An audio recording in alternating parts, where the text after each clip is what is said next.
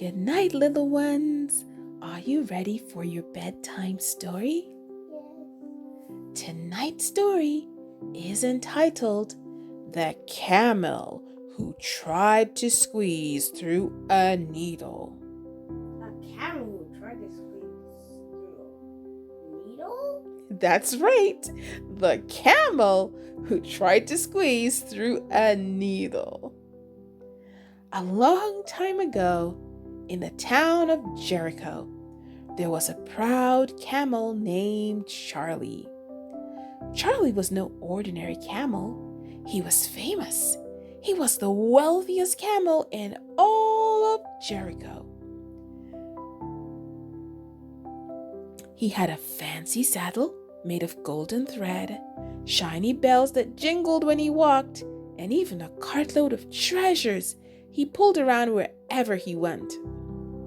"Look at me, everyone," Charlie would say. "I'm the richest camel in the world." The other camels just rolled their eyes. "Charlie, you're so full of yourself you could burst." "Well, I'm amazing," Charlie replied. One day, a group of people gathered near a man who was teaching by the well. The man was Jesus, and everyone leaned in to hear his words. Charlie, curious and always ready to show off, trotted over to listen. Jesus said, "It's easier for a camel to go through the eye of a needle than for a rich man to enter the kingdom of God." Charlie's ears perked up. "What's this about camels and needles?" he muttered. Then he snorted, "I'm a camel, and if anyone can do it, I can." Leela looked at Charlie. Charlie, that's not what he meant. But Charlie wasn't listening. He marched off to the nearest sewing shop where an old woman was threading a needle.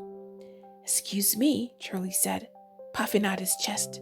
"I need to go through the eye of that needle. It's apparently a challenge for camels, and I'm the best camel, so stand back." The woman chuckled. "You? Through this tiny thing? Oh, this I've got to see." Charlie knelt down and squinted at the tiny eye of the needle. "Looks small, but I can manage," he said confidently. First, he tried squeezing his nose through. Nope, too big. Next, he tried poking a hoof through. "Ouch!"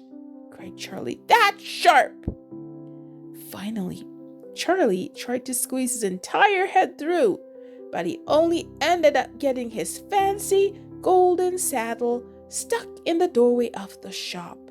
"Help!" Charlie wailed. Leela, who'd been watching the whole thing, stepped in. "Charlie, Jesus wasn't talking about a real needle. He was teaching that it's not your riches or pride that matters, it's your heart." "My heart?" Charlie asked, tilting his head. "Yes," said Leela.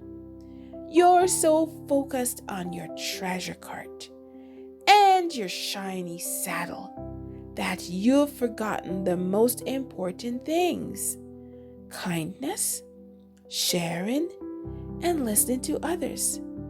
That's what Jesus cares about." Charlie thought for a moment. Then he sighed. "You mean I can't buy my way into the kingdom of God?" "Exactly," Leela said. Charlie slowly smiled. "Well, maybe I don't need this extra stuff anyway. I think I'd rather try to have a heart that makes Jesus happy."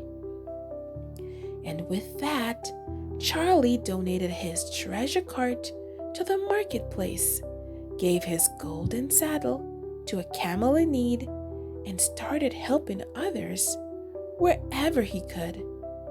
From then on, Charlie became known not as the richest camel, but the kindest camel in Jericho. And you know what? That made him happier than all all the shiny treasures in the world.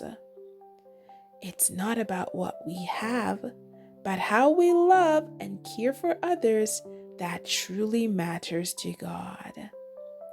As you go to sleep tonight, remember that camels don't talk, but this story teaches us a lesson that we should be kind and we should love others because that's what's really important. Sweet dreams.